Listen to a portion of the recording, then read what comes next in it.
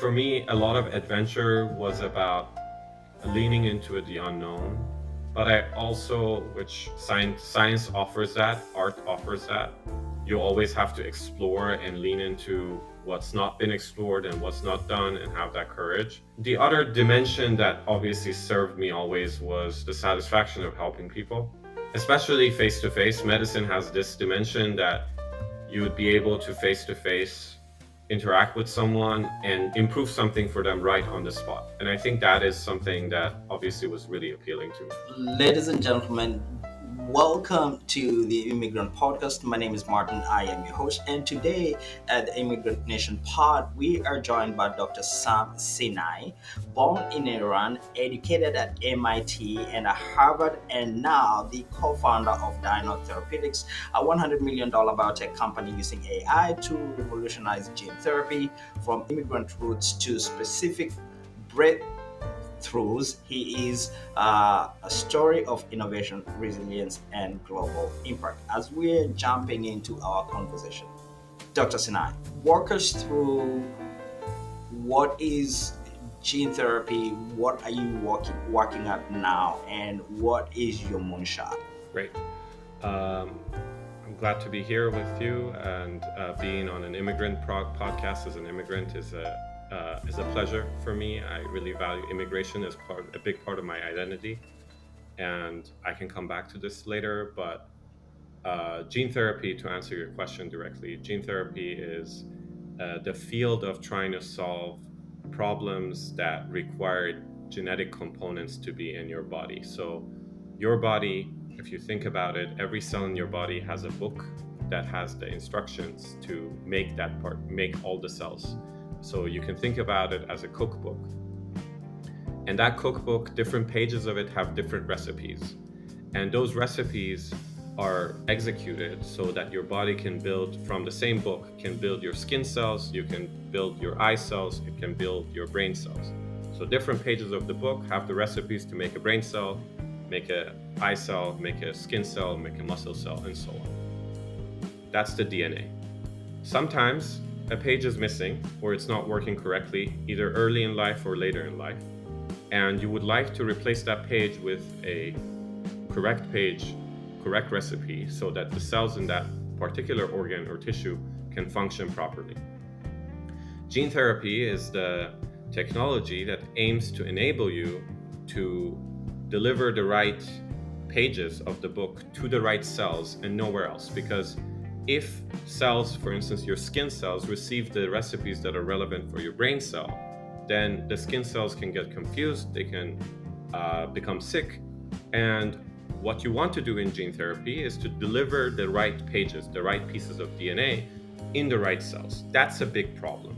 That's a problem that we are actively trying to solve in the field. And the company that I work on currently is trying to solve it in a very particular way, where we want to make these carriers of genes such that they are very specific to each individual tissue in the body. For instance, the brain, the muscle, the heart, the eye, and so on. And the way we design these carriers is through the use of AI. And I can go into the details of that later.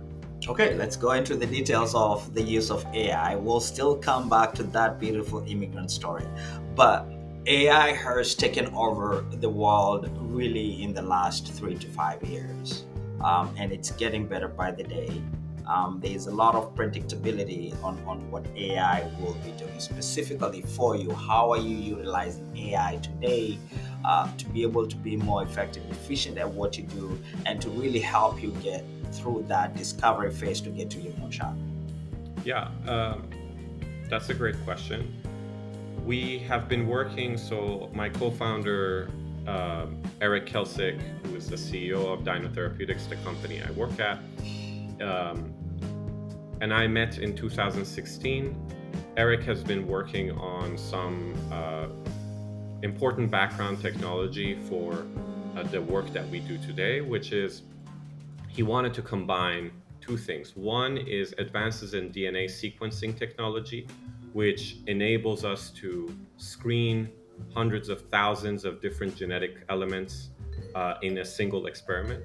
And secondarily, AI algorithms that really started to sort of gather pace in academic circles about 15 years ago, as a result of some engineering acceleration that became possible through multiple different advances, including the possibility of running convolutional neural networks on NVIDIA CUDA systems and GPUs, and accelerating them and enabling them to make inference and training much faster.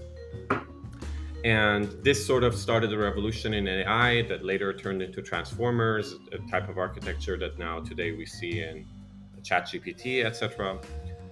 And in the meanwhile, we were thinking about how this technology is going to be impactful in biology. And so we worked on using generative AI as early as 2017 or so to redesign proteins that can be used to do specific biological functions. You can think of it as maybe a way to think about it is how computers play chess. Many computers, when they play chess, they have a AI that looks at the state of the board and tells you whether you're winning or you're losing. It can estimate whether you're in a winning position or you're in a losing position. And also, you can think about an AI that plans your next move based on what state you're in, and access to this other AI, oracle, if you will, that enables you to evaluate the winning or losing position of your move. Similarly, when we take a DNA sequence, in our case, we use a natural virus that doesn't cause any disease. It's already used to treat multiple genetic diseases. And we try to change this slightly. But the world of possible changes is so complicated that a human cannot look at all of this data and make good changes easily. And people generally use very, very large experiments and hope for the luck to generate these capsids that we need. Instead, what we are trying to do is to generate a huge library based on this DNA sequencing technology, and then use AI to look at that data and suggest the next changes that we should do, such that it will improve the probability that these molecules are going to go where they should go. And to be clear, a difference between what we do and many of the companies that use AI is that we actually test our designs in non-human primates, which are the sort of gold standard when you want to develop something that is relevant to clinical treatment of humans. So that's a key attribute of what our company does, where we test everything we do in non-human primates that enables us to prove that these things actually do target the tissues that they need to go. And we also can train on that information with our AI again and make it better and better as we collect more data. So that's roughly the picture of how we use AI. We have a research team that is pushing the cutting edge of this technology today. I'm happy to dive into more details if that doesn't answer the question. Okay, so you talked about a natural virus. If it's not, something that you don't mind, walk us through what that practically looks like. Yeah, so there are a lot of viruses that circulate in human body that don't cause any diseases. They have adapted to human sort of biology, physiology. And one of these viruses is a very, very tiny virus called the adeno-associated virus, or in short, people call it AAV. You can think about AAV as a very simple construct. It cannot replicate on its own, like any virus, but it's even weaker than that. It cannot replicate without another virus helping it. So if you eliminate the genes that enables it to replicate, it is basically just a protein shell. And you could put whatever you want inside that protein shell. I tend to think about it as a soccer ball. So soccer balls are made up of multiple tiles, pieces that are attached together in symmetric ways, and then you see each component. In this virus, it's the same. It is 60 subunits that attach to each other and make a ball. And then you can put whatever you want inside the ball so long as it fits. And then that little ball, when you change the surface of it, sticks to different things in the body, interacts with different things in the body.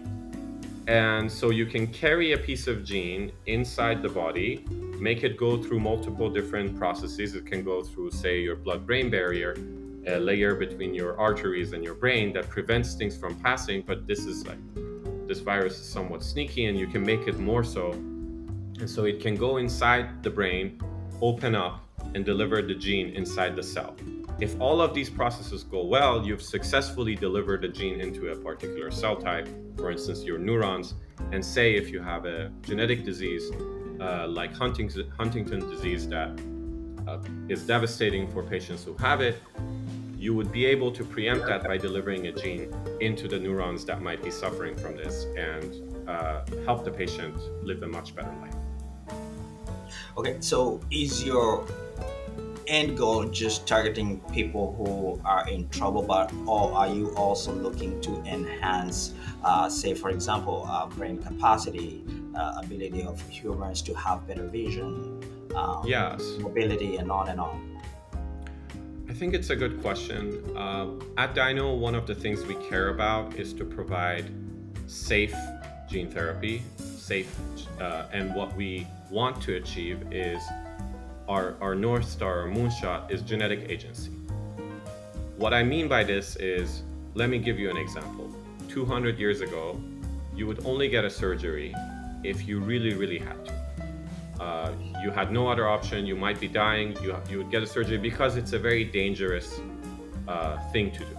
Now, because the technology to do surgery, including anesthesia, operating room, ways of fighting infections, aftercare, all of these things, because it's so much safer, the range of things that you would be accepting the risk of surgery has really gone up. You are willing to do surgery for many, many different things. So surgery is about correcting some anatomical feature or anatomical problem that you currently have. And it's now possible to do very, very precise surgeries. You think about surgery, it's someone putting a knife inside of you, but the fact that it's so precise and done in such coordinated way, and it's so targeted, is the reason why we accept doing surgery and the reason surgeries succeed. Gene therapy does the same thing to genes. So you are born with a set of genes, and sometimes the genes are not doing what you need. We don't have an opinion specifically of how, obviously we would like, what we are focused on is to build technologies that can help millions of patients today that need this technology. But what we want to do is to make this technology as safe as possible, such that receiving a dose of gene therapy is not a high risk. Now, society in the long run has to decide what this risk and what the ethical aspects of like trying to enhance people, etc., means for them. But that's not specifically a technologist question. What we want to do is to address the problem for patients. But what we call all of this, the fact that we want to enable patients to decide what's right for them, the people who are adults, the people who are deciding for themselves, so not germline editing, only somatic aspects of body, meaning things that you edit in yourself, it doesn't affect your children, because that's an aspect that is important with genes. Yeah. If you modify a gene that you pass on to a child, the child has no choice in accepting it. But if you're an adult and you want to address some issue that you have, we think about it the same way, I think about it at least, the same way I think about surgery. As a society, what we accept the boundaries of that, we can think about it the same way with gene therapy. What are the boundaries of using a technology that is safe for modifying something that you want to change about yourself? It's genetic agency. You have the right, if society as a whole decides this is an acceptable thing to do. We are developing the technology. We are not opining on what is correct, exactly the right boundary of using such technology for treatment versus more speculative or enhancing aspects of treatment. Okay, very interesting. So, Sam, you migrated from Iran. What does your early years as a child and developing, how did that shape you to who you are today, and what does that story look like? Yeah, that's right. I was born and raised in Tehran, Iran, and I grew up in a family where everyone was an artist. They really valued creativity. They very valued following what is interesting and intellectually stimulating. And they encouraged me to be that way too. I grew up with a lot of art around me. My mom was a painter, is a painter. My dad was a filmmaker. My sisters and my stepmom are also artists. So this was a very creative family. And the key thing that my mom and my dad always emphasized was that you want to do a work that doesn't feel like work, Absolutely. and it energizes you, and you want to do it till you die rather than be counting the days till you get retired. I over time became very interested in science because I got without really knowing that I got into a sort of science a magnet school. I got admitted to some science magnet school, and when I went there, I got really interested in science. There was also some appeal in trying to pursue something that my parents weren't really good at, because especially in art, it's really hard when you have successful parents um, to sort of move away from their shadow and not always feel like a person that's achieving everything because your parents are sort of influential in the field. So I wanted to do something that is about my own sort of effort and know that that's the case. I'm not saying that people who succeed based because they're in the same field as their parents do not have to work hard, but it's always that weight on your shoulder that is it something I achieved or not. Yeah. So as early as when I was 13 years old, I was very interested in genetic engineering. That was a period where I felt like that was interesting, and I got interested in biology and learned a lot of biology. I was also very interested in physics. But over time, I also drifted towards multiple like quantitative fields like math and physics and chemistry. And so I was all around sort of a generalist in science while I was in high school.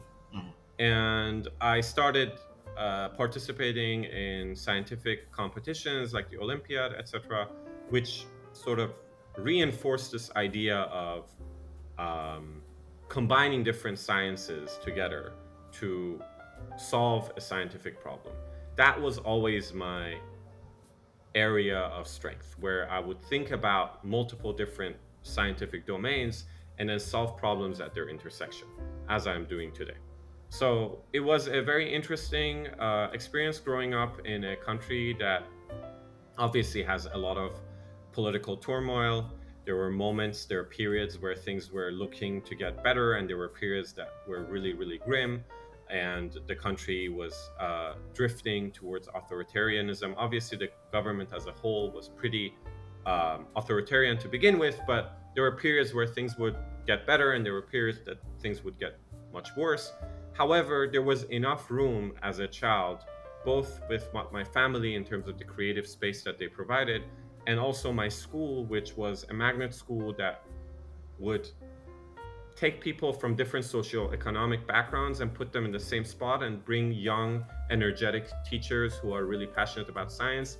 And they really were good at giving us that energy and enthusiasm about science. So that school in Tehran was a big influence on my interest in science and developing it into something that I could benefit from. Once I finished school, and I will pause after this, once I finished school, I decided I was about to figure out whether I will get a green card or not, and I can explain. The first thing I studied was medical school, actually, in Iran. After finishing my high school, I was deciding what to study, and there were two things happening at the same time. One was my family had applied for a green card, and we were waiting to get a green card for multiple years. It was 13 years or so. And the second was I had the option of picking any major I wanted in school because of doing well in some of these scientific competitions. And one of the inspirations in my life is the story of my grandfather, who studied medicine in the 1920s in Iran. He studied in Iran first, and then he went to France and studied surgery there. And he went back to Iran and then went to a city where there were no surgeons whatsoever at that time.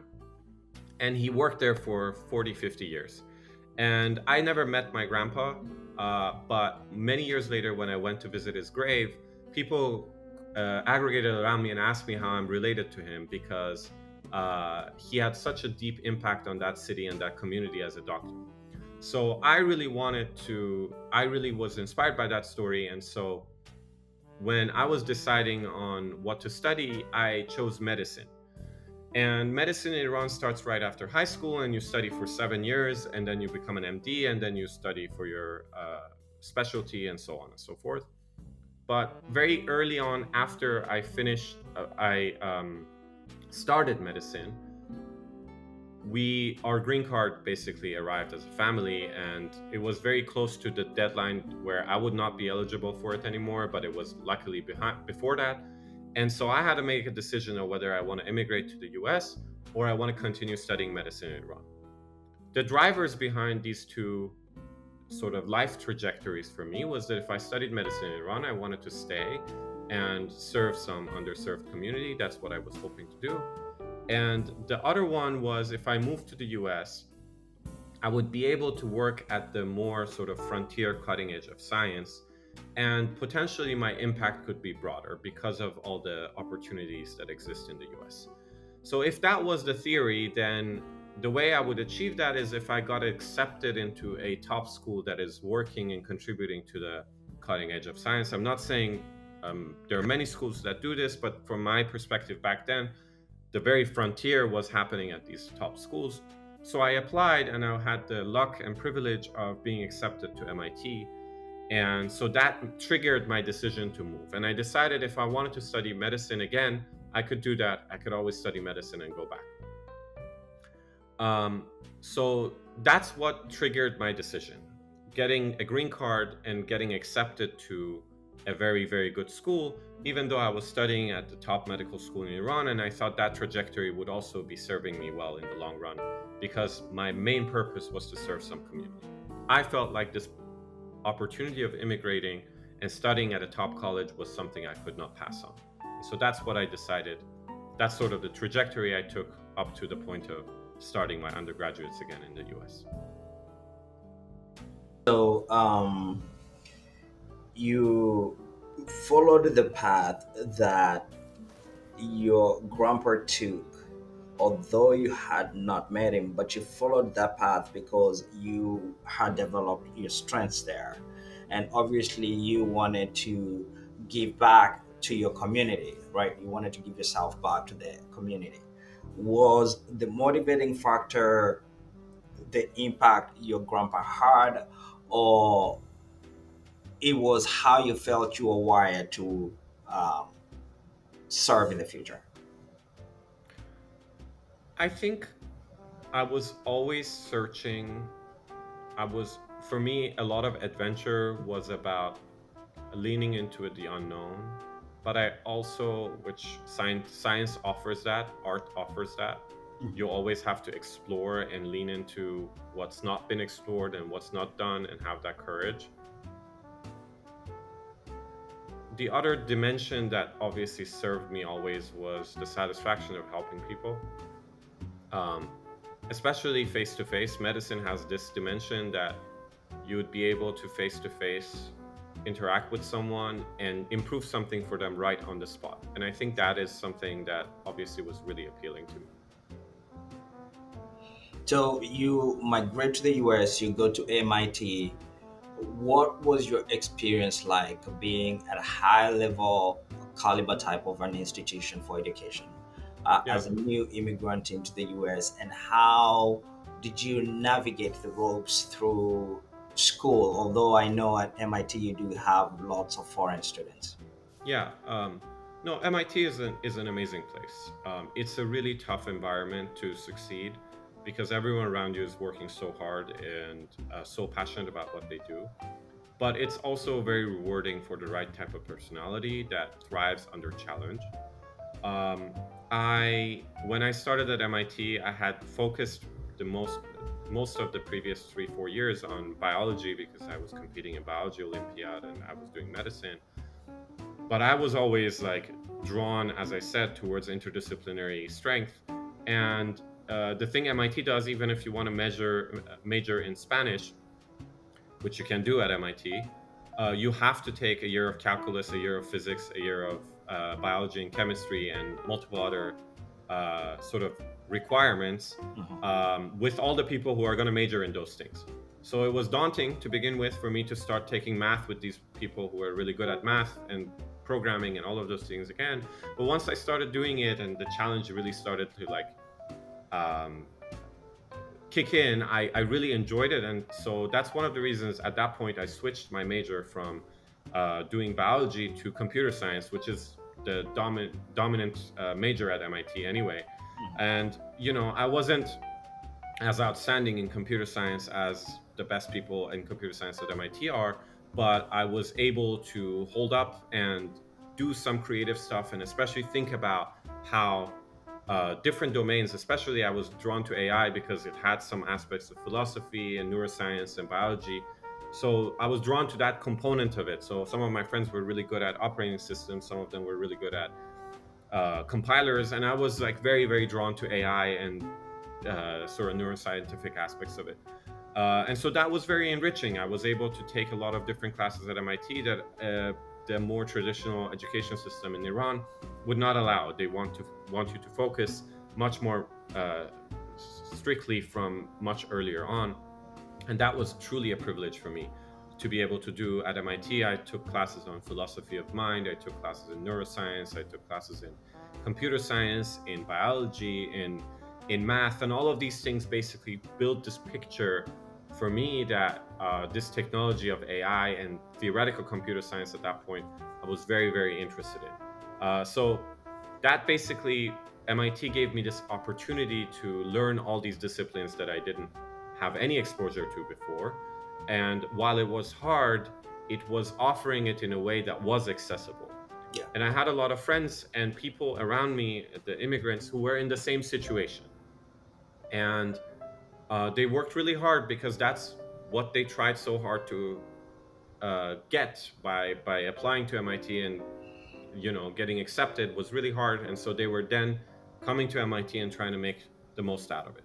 I think that's the key thing about the energy. Even if it's challenging, if you're in a group of people who are going through the same challenge, it really helps lifting you up and raising up to the challenge. So I found it really interesting. When we were researching you, we found it interesting that you, in the public arena, you wrote about immigration. What role do you believe you have as a scientist, as a leader in the marketplace, as an immigrant? And what should others play when it comes to ringing the bell of the responsibility of the immigrant?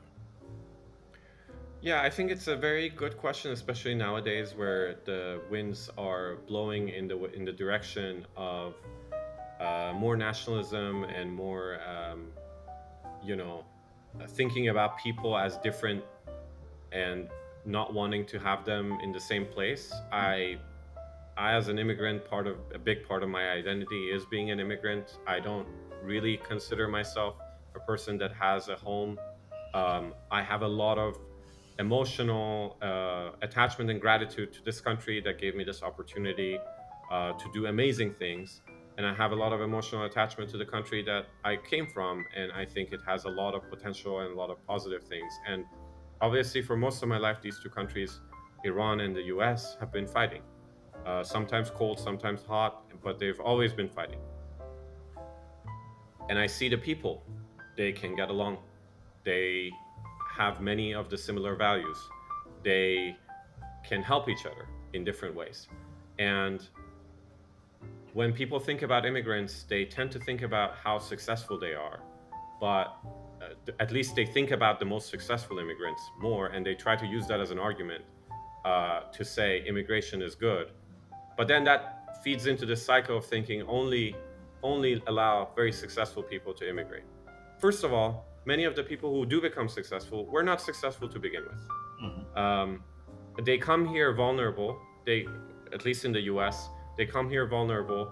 They come here with hope, with wishes that they couldn't make true back in their country, or they were forced out of it, right?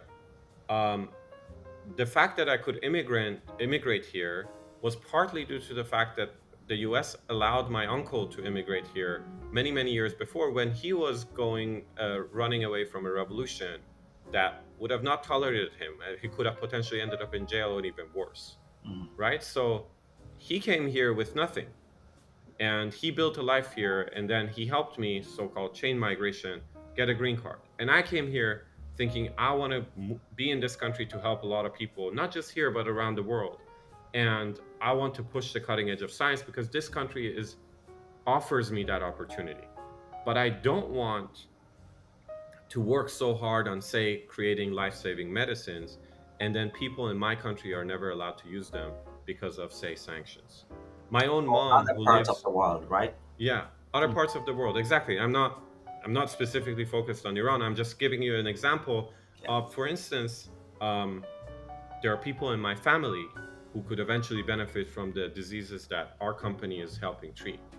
But if they are in Iran, they might never be able to access this medicine because of the sanctions that the US has put on Iran. So it's very conflicting. But I also think I should advocate from this perspective of, hey, look, these boundaries that we built between each other are going to create a uh, future that may be worse for all of the people involved. Because I came here and helped develop something that would have been much slower to develop if not just me, many people in our company, many of the people who contributed to the field are immigrants. Mm. A disproportionate number of them are immigrants. And those technologies are going to benefit everyone. So what I would like to say here is that, especially when the winds are towards nationalism, I do think I should speak a little bit about what motivated me to come here, what enabled me to come here, and what is motivating me today to contribute to this society and more other societies as well. And I am not unique in this way. I know a lot of people who immigrated here and they just want to contribute to the future of humanity, because especially the United States was so amazing at setting up this system where it attracted a lot of immigrants who came here and were able to integrate, assimilate into this country, and contribute to its future in a way that very few countries in the world had achieved before. And it's sort of disheartening to see that we are rolling back a system that has served the United States and the world so much. So for me, that identity is something I want to emphasize uh, while I'm here. And I think it is a positive thing that I could, put my hat on and say, hey, look, I'm an immigrant and I'm trying to help this country and everyone else. And, denigrating people like me is not going to benefit. And by people like me, I don't mean just successful, so-called successful immigrants. I mean all of the immigrants who come here and want to build a better life. It is the only reason as to why we migrate, right? I mean, there's a variety of reasons why people migrate. Part of that is migrating for opportunity. That opportunity can be considered good health, income. It's also security, on and on and on, right? But if you look entirely across the globe, there is this huge push, not in Europe, not in South Africa or Dubai. There's this huge push against immigration, right? Yes. Or specifically against immigrants, where there is a pretext of we want immigrants to come into our countries, but then we're pushing back, right? And so the pushback that you're seeing now is not just affecting actual immigrants, it's also affecting tourism in some places. And so while I am very slow in using the word hate as a driver for why this is happening, because economically, if you look at the data and you look at the numbers, it does not make sense, right? You look at what immigrants, especially in the US, and what their contribution has become in comparison to what their contribution is not, like the data does not support the argument that the nationalism movement is pushing. And so, for us as immigrants, what's your and my responsibility, not just in the pushback, but really more in educating those who are getting preyed on for political mileage? Yeah, I think maybe very, very high level, but Russell has this quote that says, love is wise and hatred is foolish. And I think, as simple as that is, it could be a guiding principle towards many dimensions of how you pick your political uh, flavors and moves. What I think is, it is easy to create a scary other that is making everything worse for you when you don't understand that scary other. And immigrants are an easy target for many political operatives to blame for problems that are rooted in policies that have been failing for many, many years. And unfortunately, it still works because there is low exposure and curiosity towards people who are just like each other. And if anything, their presence can help improve many of the conditions that people, as you said, many of the conditions that people are upset about, including economic growth, including innovation, and including jobs that other people, residents, don't want to do. So I think being out there talking about our motivations, being out there saying what we are trying to do in this new world that we have sort of adopted as our home, can help, for those who are curious, a little bit curious, alleviate some of these concerns and build a more real picture of why someone comes here or goes anywhere, really, emigrates, as you said, and what drives them and what they're hoping to achieve. As things, I want to add this thing as well, as things become more polarized, I think what also happens in immigrant communities is they also clump tighter together, and it becomes harder for them to assimilate into the host society they're in.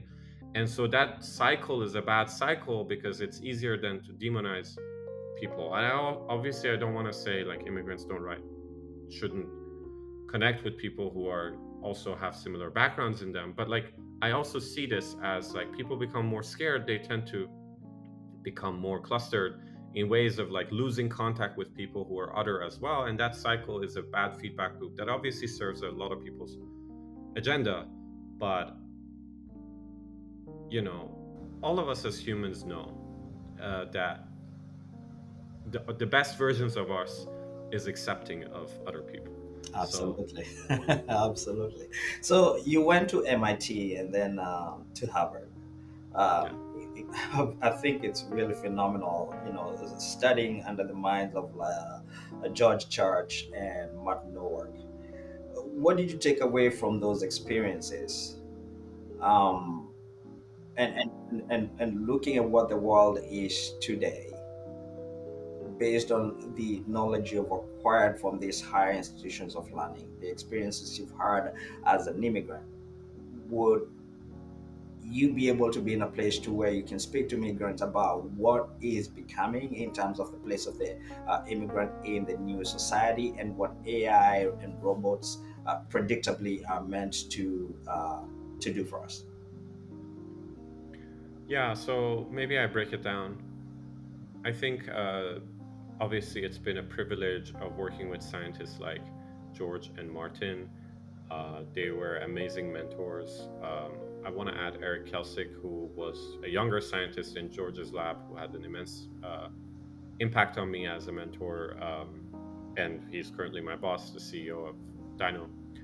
Um, and many others. I really had the privilege of working with multiple people, including Patrick Winston, who was an early pioneer in AI, and uh, Konstantinos Daskalakis, who was a theoretical computer scientist and really intrigued my interest in game theory and algorithmic aspects of evolution. And so all of these were really, really brilliant people. And I would say maybe the most relevant thing that I learned from George um, is one of the sentences I really like about uh, many dimensions of life is don't mistake what's possible today with what's possible tomorrow.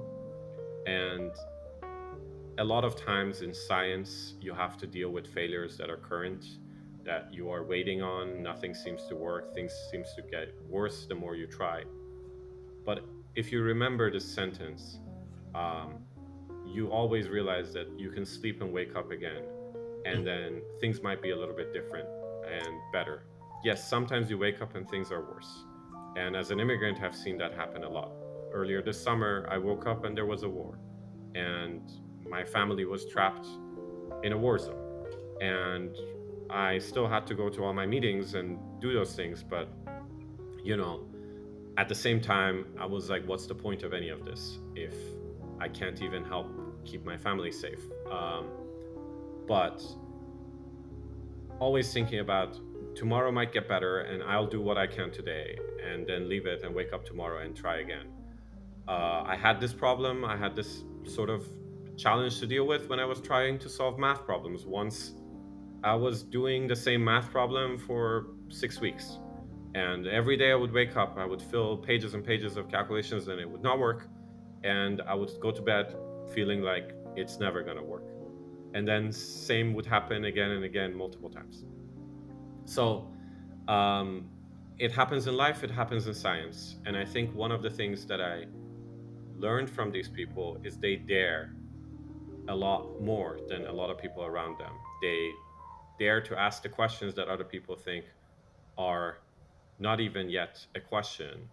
And they dare to take steps towards it, even though every day will feel really, really sort of, you don't see progress every day towards that goal, but they still are able to stick with it.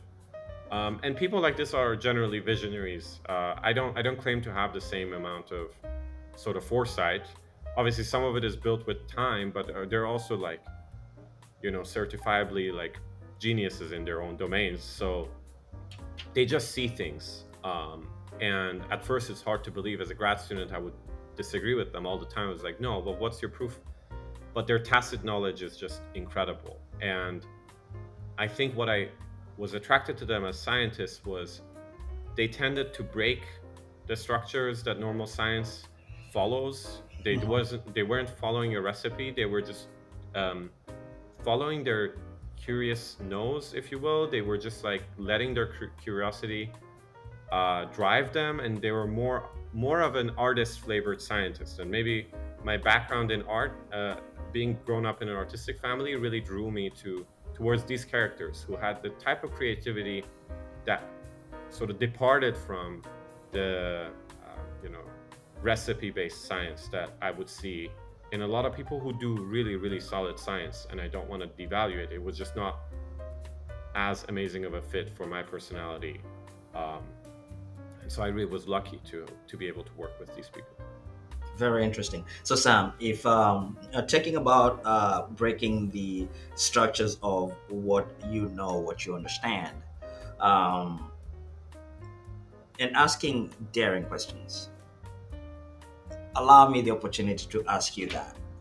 In the many years of misunderstanding, and that's all it is for me, or very selective political interest of a relationship between the US and Iran, as somebody who is looking to create a solution that helps millions of lives in the US and across the globe, what is that daring question that you would want those in a position of influence or may get to that opportunity should ask in terms of a relationship that Iran as a country and people and the US as a country and the people should ask? to find a commonality of what the globe needs to look like? I think a internal drive that humans really struggle with as a group is what I would call the politics of punishment, where someone hurts you in some way and you cannot let go of the drive to seek revenge, to incur some type of punishment towards that entity. And especially works much better when you can abstract away the other side and see why it happened. Obviously, there are cases when humans to humans, there are people like murdering other people, and this is like something that obviously we have thought about, like evolution evolved to some degree to want to punish people who like are threats to us or others. Mhm. But punishment by definition to me is like you do not just control the risk, you also actively seek to punish someone because it feels good. Yeah. And I think this is a very strong political currency to use. And in many cases, basically, when the people talk about the carrot and the stick, it's so easy to lean on the stick and actually positively incentivizing your enemy and working with them towards a common goal and working with the carrot is politically a lot more daring. So you're like, I want to actually dare to say, I'm going to go sit down with my enemy and take a positive step that serves my people. I think politicians in Iran are really bad at this. I think politicians in the US also can be very bad at this, where it's so much easier to just advocate for war, advocate for more sanctions, hope for the other person to just fold, hope for the other person to just not exist anymore overnight. That's so easy to fantasize about and sell politically. What's much harder, and I probably will get into trouble for saying this, but is to try to lean on let's find a solution even though I don't like the other party. And Iran and the US honestly tried it a few years ago with the nuclear deal. And I thought for my evaluation, while it was lasting, it was a positive step. It wasn't enough. Many things were still not working. Many of the problems in Iran with the government still existed, but it was a step. And politicians in the US sort of didn't trust that step. And so they took the first major step to undermine it. But also politicians in Iran decided to walk away from it as well. So neither side dared to stick through it for long enough and to take the next step. And it's so easy to go back to the default of we're going to bomb each other, we're going to try to fight each other. And I always wish this was the case. I think it's the same thing that is happening in currently in the war in the Middle East, because it's so much easier to put people in the, punish people for just existing, as opposed to offering them a future they are excited about. So, yeah, I think both of these things are examples of politicians being too cowardly to do the daring thing of offering people a future they're excited about. Isn't the promise of America just that, right? I believe in American entrepreneurship, and obviously you do. But I also want to think that some of these solutions, maybe it's time for us to take the government out of the problem and let the marketplace step in and solve the problem. So business solutions, religious solutions, would those be options that the two entities should start looking at to resolve problems, and not just necessarily when we're talking about Iran and the US, right? But then start looking at the greater picture, right? There is Israel and Palestine. There is China and the US that have this cold unspoken war that keeps growing and growing, right? Yet economically we are tied together. We depend on each other, right? There is Russia, and on and on. And so there's all these pockets across the globe. And to me, politicians do not solve problems, they create them. And so I would like for us to have a conversation where are we challenging other people to step in really and start creating problems, because humans just want to live a good, simple life and to solve their everyday problems while enjoying each other's company. What is so difficult about that? And why is it politicians must always create these problems? Yeah, I think, well, by definition, some people who go into politics are seeking it for bad reasons. And so long as the political system permits um, that sort of power grab or use of authoritarianism to survive within it, and some systems are better than others in preventing this, you will accumulate some politicians who are there for bad reasons or making things worse. I think looking towards the future, there is an opportunity emerging with AI that can enable and empower a lot of people, but it can also go really wrong. What I worry about is a future where AI really, really exaggerates the inequalities that exist today. It will create a very tiny class of extremely rich people who would control most of what we have, we use to run our lives. There are many companies that are overtaking government processes right now, and I don't feel much better about it because they are not accountable to people the same way that a democratic system would be. So I think in the future that AI is going to be very prominent in our lives. It's essential that our government is healthy, dynamic, adaptable, and can represent people effectively. The good news is it can also use the technology of AI to enable those things. But what I hope will happen is as AI transforms work, people have more time for self-expression. People have more time for seeking their most bold and exciting ideas rather than just surviving and trying to make the ends meet. If we manage to set AI policy in a way that, say, the agents of the future are more of a sort of commoditized and sort of publicly available, a public good entity, rather than something that's just the best agents are in the hands of best sort of companies and they control everything. I think I see a future where there is a lot more satisfaction in the world, where people can seek much more interesting ideas, much more aligned with their passions.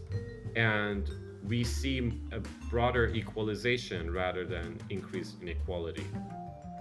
That will just be more satisfying to people while also increasing productivity and the quality of life and curing many diseases and all the great things that we're hoping that comes from AI. But I think the next decade is going to be really, really critical in terms of how we set the policies and get the policies right. I am not saying the government should be infused into every decision, not at all. All I'm saying is the government has a role, and that role is to set up the future such that the most number of people are excited about, can express themselves, can do well in it. And hopefully the governments around the world also, when they're doing these things, they don't take a sharp distinction between people who happen to be born somewhere and people who are going somewhere because they like how that country operates or what its values are. Very interesting. So, for those who are joining us in this conversation, we are speaking to the leaders of one of the most amazing organizations in America, and that's Dyno Therapeutics. Walk us through, on the business side of things, if you have students that are graduating from MIT, you have students that are graduating and are looking to go into business, or you have immigrants that are saying it's time for me to go into business, but I am looking to either do it with a partner or do it in some other. What does the process of partnership look like, and what should they be aware of before going into a partnership? So yeah, it's an interesting question. Dyno has a specific business model, which is it's a biotech so-called platform. Many biotechs, what they do is they operate in this model of they develop a couple of early drugs, and then eventually they find one drug that they think is most promising, and then they take that drug to the clinic. And if that drug works, the biotech sort of makes it, and if it doesn't work, the biotech basically goes bust. What we do is slightly different. We sort of put our eggs in multiple different baskets, and we solve the problem of preclinical uh, development by designing these things that would work for multiple different diseases, and designing multiple different solutions for different parts of the body. So, for instance, the brain, the eye, and the muscle. And we work with different partners so that we can enable the most amount of sort of impact across the patient population for many different diseases. So it's a slightly different model where we are not only focused on one treatment and disease, we are thinking about many different treatments at the same time. We develop it to some place, and then we hand it off to our partners who develop it through the clinical phase. And so we de-risk the asset they're developing in that process. What that means is that we have to make a lot of partnerships. And Dyno is a company that's really focused on partnering with a lot of great companies in the world. And that means you have to be really attuned to what your partner needs, not only what they need today, but anticipating what they need in the future. And my only advice for people starting a company is talk to those partners. Think about who your customers are, go talk to them as fast as you can. And it doesn't mean they immediately tell you what they need. It just means you will know, you have the information to deduce what they're going to need in a bit of time, especially as a bit of time passes. So I think this is the key piece of advice that I have, that don't lock yourself in the room and imagine what people need. Go talk to them. You're still allowed to imagine later, but talking to the people that you want to build a solution for is the first step, especially early on in your career. All right, perfect. Very interesting. So, if I can dig a little bit into the process of fundraising, Dyno recently closed about $100 million in Series A round. What does the scale of that investment for your particular mission, where you want to go out and create a product that serve the world? What does that kind of investment mean for you? Yeah, so we raised our Series A. We were lucky to work with many amazing investors in 2021. So it's been a few years since we have raised our Series A. And we've funded the company through a lot of partnerships also since then, in same order of magnitude of basically income. And we invested this in developing our technology and building better and better capsids. And so today, compared to 4 years ago, our capsids are much more advanced. You can go onto our website and see some of the results that we've published in the past few sort of field conferences that are where people talk about these things. But our capsids are able to hit basically at the front of the they are basically front-running capsids in the eye, and at the performance of front-running capsids in multiple other domains, including the brain and the muscle. So we're really excited about this, and we're getting very close to being able to solve real or build real treatments, help build real treatments for many different diseases that currently are inaddressable by the delivery systems that are available. So we're really excited about that progress. And I think what we are trying to do in the next phase is to generalize, at least in my team, which works on AI, is to generalize this technology that we've built in the past few years, especially working with some of our partners, including NVIDIA, generalize it to other proteins and molecules that we think are going to be relevant for treating a lot of different diseases. the key piece here is that we think with AI, there's an opportunity to lower the bar for designing different um, treatments. So instead of having a huge team of tens of scientists trying to design a particular protein, over time with AI, you would have teams of 5, teams of 2, teams of 1, and later on, maybe instead of having an expert with 20 years of experience in drug development, you would have a fresh graduate who has an idea they want to try, and they can try most of it in silico. So what we're eventually trying to do with AI is to move a lot of what is happening in actual physical experiments into things that would happen in a computer. That would require a lot more compute, but it's much, much faster, and you can test a lot more hypotheses at the same time than what you would be able to do in a laboratory experiment. And it would be accessible to a lot more people. So I think if we succeed in the next few years, two things will happen. One is actually three things. One is that more genetic diseases will have treatments. Second is that space of genetic therapies will expand, so you can address even more diseases than today. So today there's some diseases that are waiting for gene therapy. The gene therapy isn't available. But tomorrow, not literally tomorrow, but in a few years, what we are hoping is there's also new diseases that we didn't think we would be solving with gene therapy that we could solve with gene therapy. And eventually, what we could also make happen, especially with AI, is lowering the bar to start a gene therapy company, so that more investable theses in gene therapy are possible. And so more companies start, and that yet results in this flywheel effect of having more gene therapies available to patients.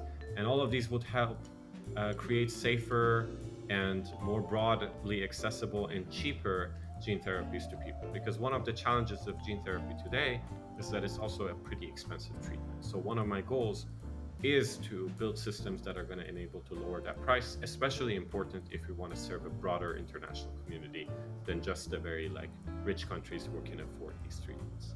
Yeah. So let's cast a stone in the future and do the same looking back. You've worked on generative AI for protein design long before it was popular, I would say. Where do you see the field headed in the next several years? Yeah, I think the field is still very young, and there are many targets that are difficult to solve today. And then also, what we're hoping to do with models is, as I said, really improve their fidelity. So how much can you trust when the model tells you, I'm going to design this thing that specifically works in this particular way? The final state of this is really the bottleneck of being able to do discovery that translates to humans. And today, most big models or big efforts are focused very early in the discovery phase of just making two things interact in a tube. But translating that to something that works in a human is non-trivial. But I think AI is going to also give us a lot of leverage there, so that we can design drugs that it seems like it works in a computer, but it also has a high probability of working in a human. So improving the probability of drugs for working what you design in an AI to actually work in a clinical trial is extremely valuable, and many people, including us, are pursuing it. Today, a drug that is maturing from a preclinical trial to a clinical trial fails 80 to 90% of the time, depending, or even more, depending on the type of drug that you're trying to test. So we want to really change that categorically, maybe to 50-50 or better in the next few years. And there are many efforts that are sort of picking up other different parts of this huge elephant that people are trying to shape and build a solution for. So I'm optimistic that the models are going to get a lot better in the next few years. And part of it requires collecting a lot of data. I am excited to see there are big efforts to collect data, public data, like the ones that fueled the sort of invention of AlphaFold that won the Nobel Prize last year. I think a lot of such data sets in science are going to be collected if the governments, especially public investment in them, would be very valuable. But I also know companies are collecting some of this data, and over time, maybe some of them are willing to share them more publicly as well. So I'm optimistic about the future in our field, and I think one last thing to say here is, as humans, collectively as societies, we tend to not invest a lot in health, um, and we tend to think about the value of software very differently than we think about value of things that improve the health of people. Mhm. And I think at some point, the sort of long-term value of these things is going to become more obvious for the countries and investors who have the vision and patience to invest in areas where we know definitively it's going to matter. Human health is always going to matter. We want, as humans, to be healthy, and we want those of us who are struggling with some disease to be treated. Um, we will figure it out as a society how to extract the value and enable so many people to be healthier. But right now, especially when the market is especially like um, sort of looking towards the near future rather than the long future, the optimism in efforts that are working towards human health is lower. But I tell you, a lot of effort in this space is really, really exciting, and progress is really good. Very interesting. Sam, you and I have experienced some success. With success, there's failure. Walk us through the process of one of the places where you have tremendously failed, or what you learned, um, and how you overcame that.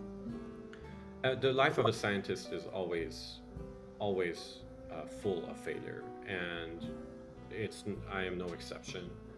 Um, it happens at a micro scale. It happens at a macro scale. We at Dyno, when we do an experiment, it takes about 9 months, especially early on when we haven't optimized many of our experiments. It took us about 9 months to see if some experiment, some design that we did in a machine learning team had worked. Yeah.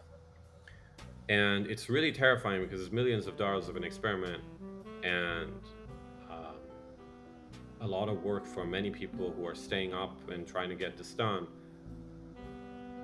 And obviously at Dyno we have done tens of these experiments now. Especially early on, some of the experiments we ran, we saw no results, and we couldn't tell why they weren't working, or the results weren't what we wanted. The key thing is to set up yourself to learn from failure. That is the biggest sort of leverage you can build over time, which is, especially when you're designing an experiment, you think about the ways that it could go wrong, and not all of them you can prevent, but you can isolate how a failure, a specific signal that you get from failure, teaches you about what to do next. And at Dyno, we basically have this framework of saying when we run an experiment, for instance, whether it was a transformative success, whether it was a convincing success, or whether it was a convincing failure, or it was an unconvincing failure. And so we're always aiming for a convincing failure or a convincing success or better. And convincing failure is one that you've actually learned the lessons and you set yourself up for learning the lessons. I think as long as you do that, it's actually desirable that you fail sometimes, because you must be learning.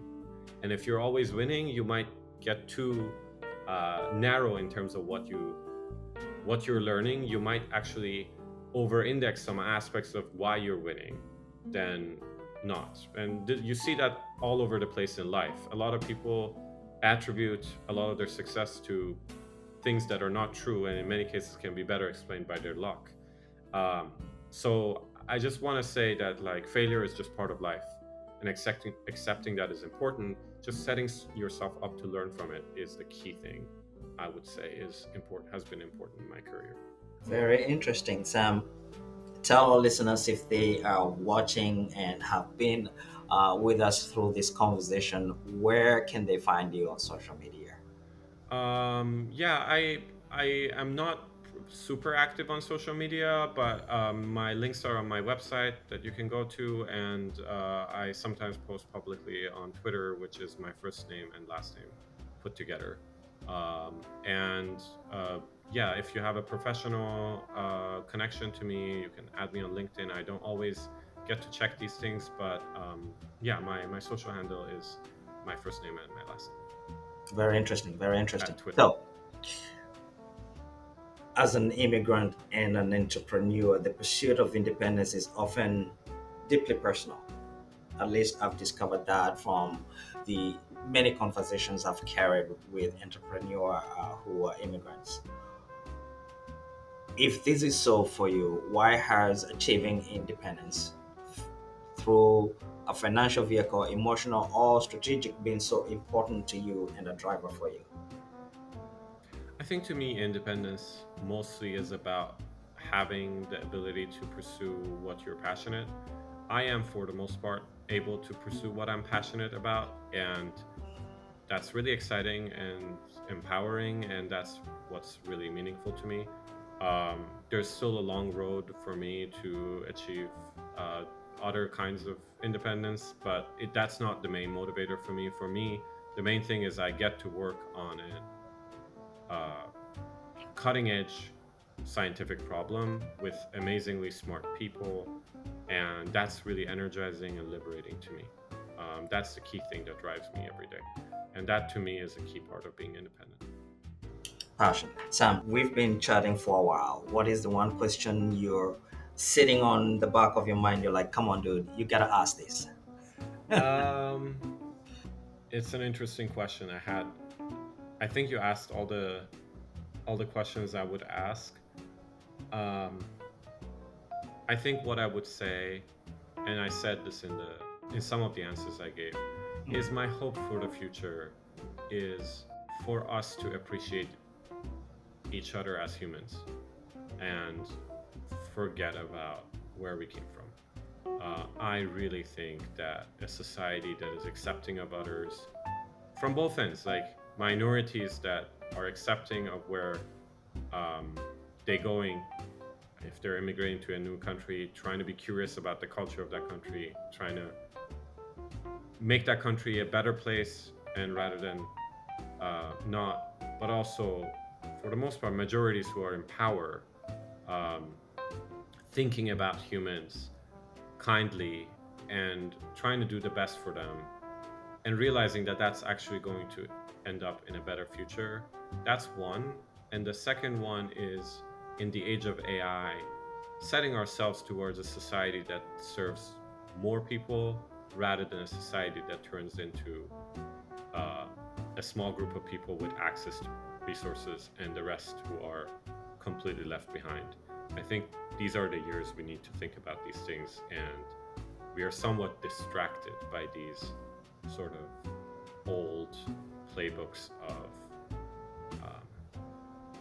casting immigrants or other minorities against some other group of people or so on. I don't think that this is the right thing to spend our time on. Sam, I think that for you and I is what our moonshot is, right? Is trying for to advocate for humanity, to see humanity for what we're supposed to be, humans, right? Ladies and gentlemen, thank you for spending time with us at the Immigrant Nation Pod. Today we have been speaking with Dr. Sam Sinai. Sam is an immigrant from Iran, passionate about serving our community toward biotech solutions. Sam was born in Iran, educated in MIT and Harvard, and now the co-founder of Dyno Therapeutics. Sir, we wish you the very best in everything that you do. Please let us know how we can best serve you and how we can best help you continue to advocate for the passionate immigrant. Again, thank you for making the time for us and welcome again.